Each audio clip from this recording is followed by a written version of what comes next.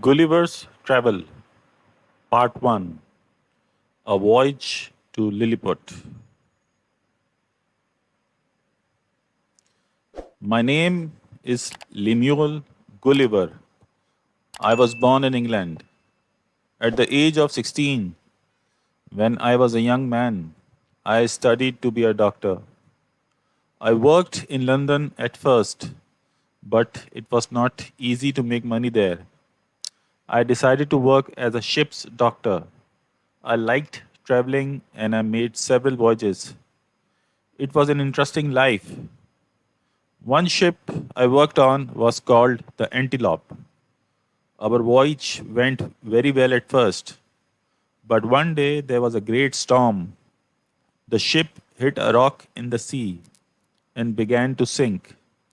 I managed to jump into one of the ship's lifeboats with some sailors, and we thought we were safe.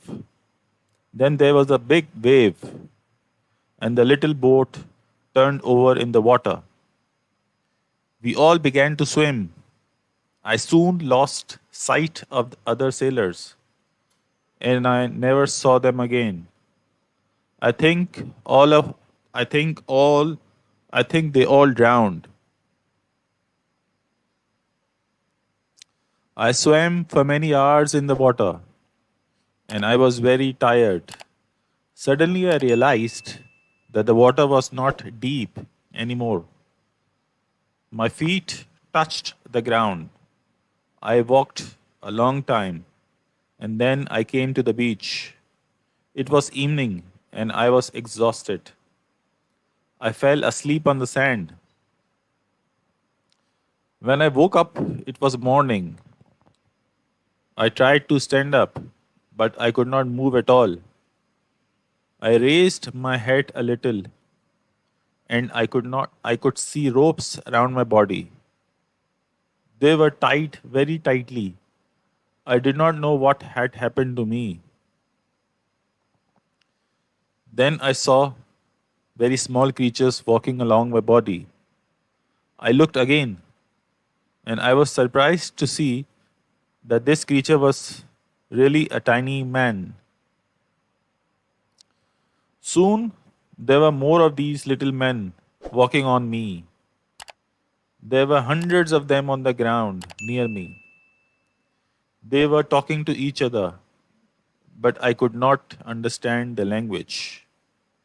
I shouted very loudly, and the little men were afraid. They ran away quickly. Then I tried to free myself, and I managed to break the ropes around one of my hands. As soon as I did this, I felt a sharp pain. The little men were shooting arrows at me. The arrows were very small, but they were also very sharp. And I decided to lie still. Now the little men constructed a platform near my head.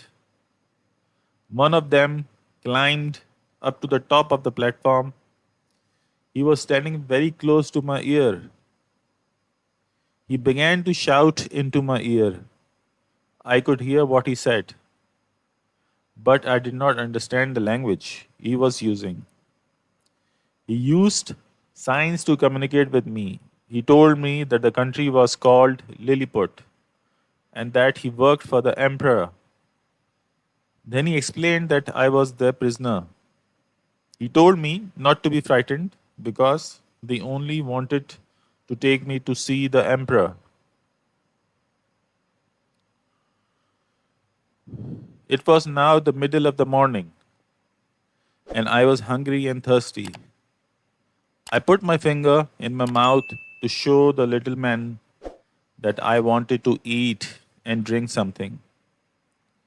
He understood me, and he gave some instructions to the hundreds of little men who were on the ground. They went away, and then they came back with ladders. They had wine and food with them.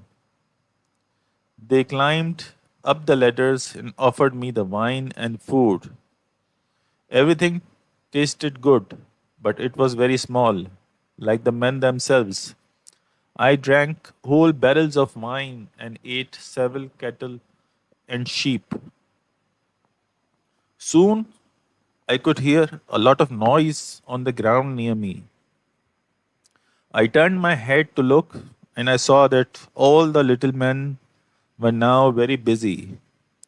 They had cut down a lot of trees and they were building something with the trees. They worked for a long time, and then I saw what they were making. It was a large machine with many wheels. The machine was as big as me. I was now tired again, and I fell asleep once more. While I slept, the little man pulled me onto the machine. The movement woke me. I was curious to find out what they were doing.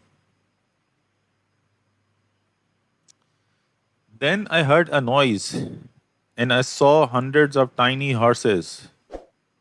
The little man attached the horses to the machine, and the horses began to pull me along. There were 1,500 horses pulling me. The machine began to move slowly forward. We traveled slowly for a long time, and then we came to a city. We stopped outside the city. There was a very old temple here, and they asked me to get off the machine and enter the temple. I learned later that this temple was one of the largest buildings in the country. It was no longer used because someone had committed a terrible murder there some years before. There was just enough space in the temple for me to enter. Once I was inside, the people tied me up again. They used 91 chains and 36 padlocks. The chains were long enough to allow me to stand and walk around. I'll never forget how surprised and frightened the people were when they saw me stand up and walk. Now the emperor himself came to the temple. He brought his princes with him.